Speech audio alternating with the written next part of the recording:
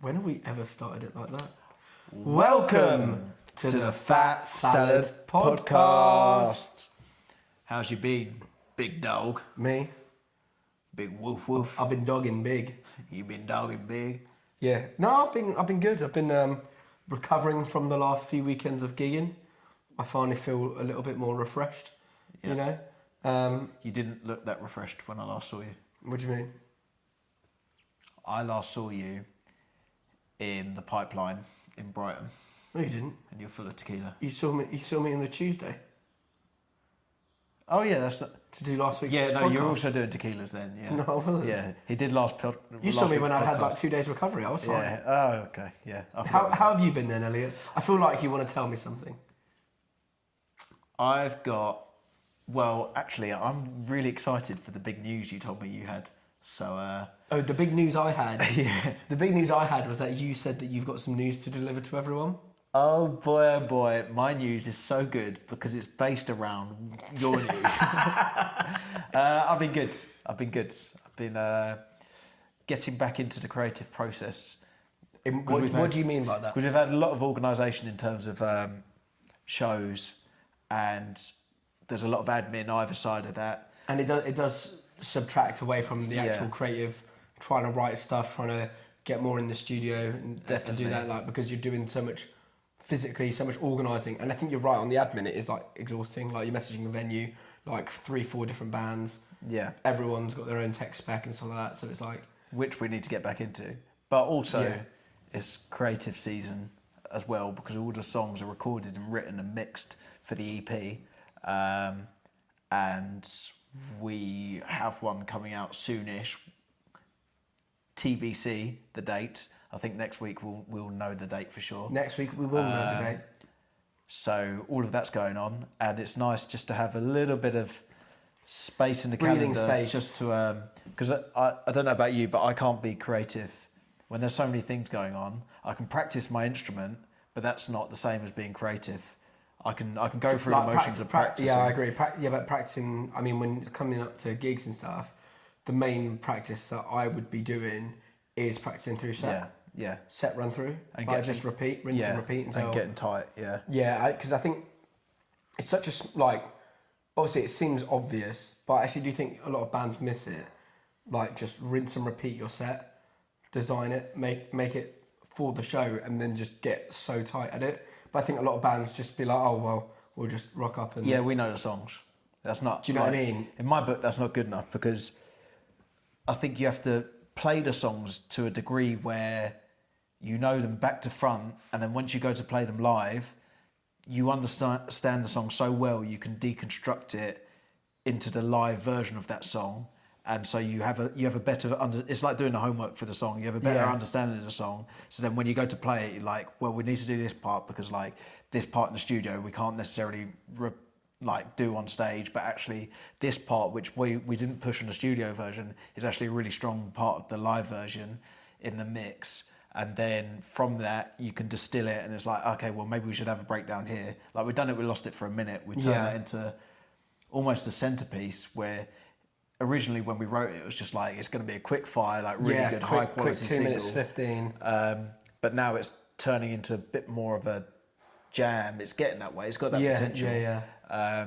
Which I don't think we foresaw necessarily when we're writing or rehearsing it until we'd played it live and we're like, oh, it has to go like this. This is the way to do it. So yeah. I agree. I think we put a lot of time into, once we had the song, actually moulding it into the right performance as well. Yeah. Because the song and what you actually perform can be quite different. Do you know what I mean? Like, very different. How many times have we flipped a song on the head and been like, actually, this sounds way better live? Like, I think Let Me Shine is probably the biggest one that we can highlight at the moment. Is we don't really have half of the backing vocals, half of the chanty singy that we do on the recording that we do live. Yeah, definitely. And like, in hindsight, I now prefer the way we do it live than the recorded version. I think the live version with the drier guitars and like the more raw angle. Yeah.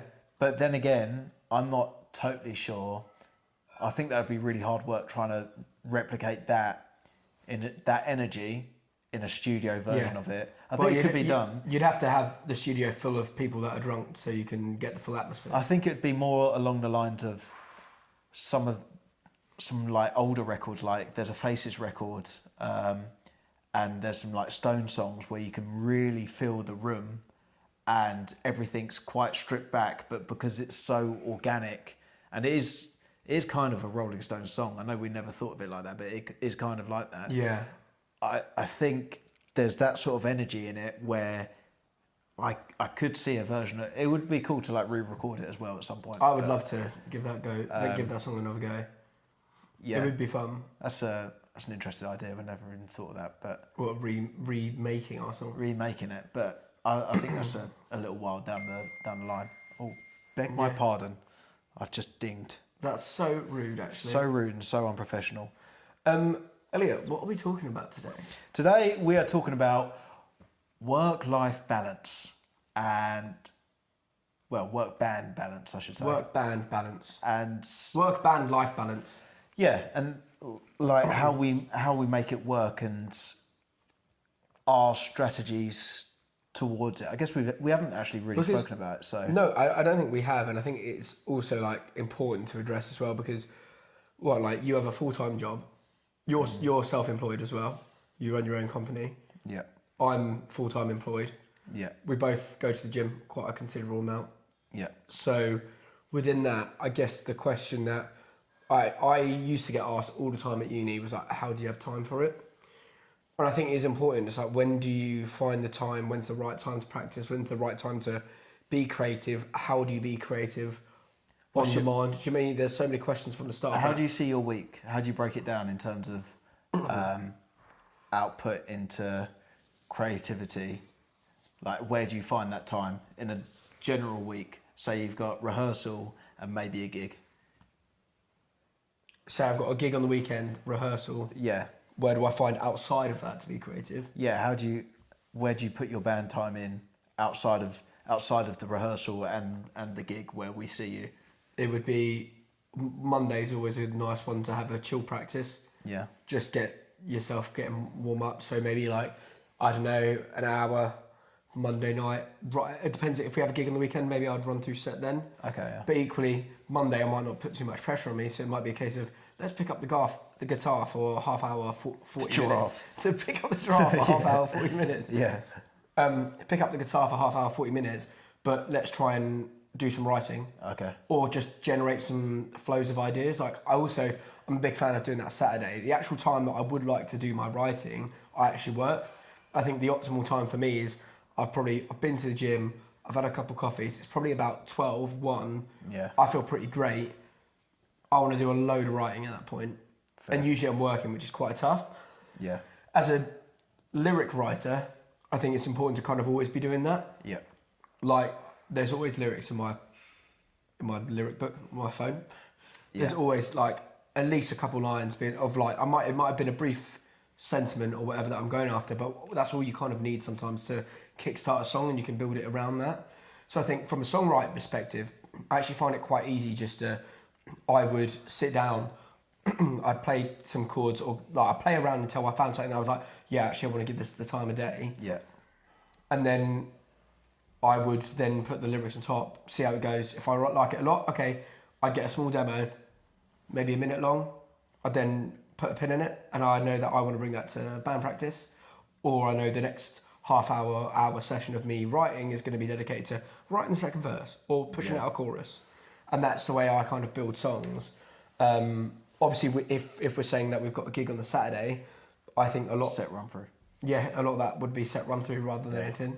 Literally just like cut and paste, like set in the time that we have. Yeah, Try to make everything nice and fluid. Equally, sometimes you can not put too much pressure on it. Make it chill. Sometimes you can be like, I need to do everything like exactly the way I want it. do you find drinking at the weekend influences your creativity? I think it used to. As in like, sometimes you come out with a really good song idea. Yeah, Sometimes being social, going out with your mates say some ridiculously intelligent things sometimes and they don't even know it. And I think one of my favourite things to do is just to earwig to something my mate had said, and yeah, that can sometimes be the chorus of one of your songs. The amount of Nice, times that's happened where I've been like, oh, I actually really like that as a lyric piece to start writing a song. That's why sometimes I don't talk around you. Yeah, because you're worried about writing a banger. I don't know. Yeah. Worried we're going to get a number one. Yeah. It's going to ruin us. Yeah. But I used to, but then sometimes equally, like like if you've been out on a Saturday, or whatever, or a Friday, just like force yourself to pick up the guitar for half hour. Yeah. Easier said than done, admittedly. I'm saying this it was a lot easier when I was at uni or in a more flexible job. I now work a 9 to 5, so... Your perspective, apologies to any students, but your perspective of time at uni is so warped. It is so warped, You isn't think it? you don't actually have loads of time and like... You've just got incredible amounts. But the hypocrisy of saying this now, but like... I know. While I was at uni, I'd be like, you don't even understand, but it's like, it's true. But I feel like I got egg on my face. I'm pretty sure Dad must have said, oh, you got so much time, you don't even know it. But yeah, because you have like one 9 nice. a.m. lecture, one 11 a.m. lecture, and then the day free to do one bit of coursework. And it's like somehow you run out of time. To be fair, while I was at uni, I literally gave up my genetics module. I did it, but I just stopped going to the lectures. I was like, I'm going to play guitar instead because it's like a better output of my time. It does happen. I remember I'd do an hour a day or something like that while at uni. An hour a day minimal. I'd just write, get stuff done, practice. But it was easier to be more disciplined then. I also find if you got too much time, so you got some time off work, creativity actually becomes a little bit harder. It's great for the first few days. You only need short bursts. Yeah, it's great for the first few days, but you need stimuli. Otherwise, if you just got 2 weeks straight, not a chance. After a week, and you're like, oh yeah, I got to do this, this, and this, and this. Suddenly it becomes. It's actually a difficult task. You're almost looking for things to like trigger. You can definitely inspiration. Yeah, I find anyway. I've got a good follow-up question for you for that, but equally, I think if you were doing that with a group of like 5 of us, say if we all went away to write, an EP or an album, for a couple of weeks, couple of months, whatever, that's a bit more manageable because you're with. But that's different. Others yeah, and you've got stimulation, and you probably have ideas already, and it's like you're right. It's the stimulation, but you on your own, it's really hard. Like, how do you find that you stay creative in the times that you want to be creative? I find, so in times when I got time to be, how do you mean? Like in the example I just said, where you got lots of time. No. Like when you are looking to be creative, how do you find yourself getting into that flow? So for me, I find it a case of momentum. So one day being creative, or like a consistent few days of being creative, leads to a better next day of being creative. Yeah. In my opinion, because say you've been really busy for a little while, it becomes a little bit. Even though I've got the urge to be creative and generate something new, I find it's a little bit harder to get kick-started. And then it's almost like I've got to flush out some ideas. I'll be like, oh, this is cool. You have to open the tap. 5 minutes later, I'm out, like, and then, this is absolutely awful. No one should listen to this. I think that's because you're excited that you've got an idea when you haven't had one for a little bit. So then your filter for what a good idea or what a shit idea is just like out the window. I find books, audio or written, whichever way you need to get them in, and drawing, and just sort of other visual stimuli, or just like going for a coffee, but observing and not necessarily like I'm going to meet up with someone or I'm going to do this, or like even cooking. Just like having a just coffee, like just doing something for the sake of doing something. Often I'm like, oh, this is quite cool, and then for some reason like that different angle of creativity, instead of just my traditional route for a guitar, opens up different ideas and like different ways of seeing art. Yeah. And then suddenly things flow for me, and then I feel like I'm a little bit more in sync with the universe, and I'm channeling something. There is something habitual about being creative, where it's like it's really hard. I remember at least when I first started trying to write, however many years ago, it was like you have no idea how to be creative, so you just throw as many ideas at the wall as possible till it sticks, and then you understand it a lot more. But until I don't, there's a really good saying about you've got to paint on the canvas until essentially you can see what Yeah, it is you're at a drawing. certain But point, there's a yeah. point where you have to put pen to page. Yeah, Do you yeah. get what I You mean? can't. I'm also not a big fan of. I'll wait for the idea. Yeah, I In agree. You can provide it with, you can provide yourself with a platform yeah, to be creative, and you will find something out of it. because I see creativity for me. Anytime I've had a good idea, I've never consciously thought about it. I've literally opened myself up to what I consider the divine, maybe, and I just channel something. I'm just in like a flow state. It's like, oh, this riff sounds good. Like these chords, this riff, this works really well. But I've never thought too hard about it. Same with any time I've done any drawing and I'm like, oh, this is cool. It's never been. If I think too hard about stuff, no chance. I feel like you very much are. I see creativity as like the It's human, the grey area the between human thinking body and not thinking. Yeah, isn't the it? human Yeah. body is an antennae for something, an external stimulus, which can come from like any sort of like form of inspiration, and it's just how you channel that through whichever Do you medium. I find sometimes when I want to be creative is like what I do is like on an occasion if I'm like running out of like, not like ideas or like I haven't felt like I've been as creative as I want to be, I'll listen to a load of bands that I just like I'm absolutely awe inspired by, like that could be like just a range of stuff, and I'll be Yeah. like, sometimes I'll then learn one of their songs. Yeah. I'll dissect it and go, what is it about this song that makes me Yeah. absolutely like it? So then when I'm writing the next thing that I'm writing, it's like I've got something that I can apply. It's like it is like doing homework, Yeah. and it's like, oh, I really liked this chorus because not only did he have this hook here, he had this hook underneath, Yeah. and I haven't done that yet. So let's try that. Yeah. And sometimes you might write something similar, and you go, oh crap. Yeah. In which case you scrap it. But the idea is you're trying to implement the creative idea. Yeah, you're adding tools to a your, toolbox, yeah, that's right? it. That's it. I find that really handy sometimes. Like, I'll be listening to a few bands, and I'll be sat again like, I really love the way that chord progression works. Why is that? Yeah. I think sometimes I also like to, in terms of guitar, because I see guitar in, I think, 3 different ways. I see practicing the set and getting tight to the set, as a band, and playing those songs, and that's important, which we discussed earlier. I think there's creating new ideas, and that's just jamming and just throwing paint at the wall, so to speak, and then within that you carve out an idea. And then I think also there's the technical aspect of things where I will find a piece that I can't play, or I go to Nata and I go, Yeah. listen, I'm feeling a little bit too comfortable with my level of guitar. I need you to push me a little bit.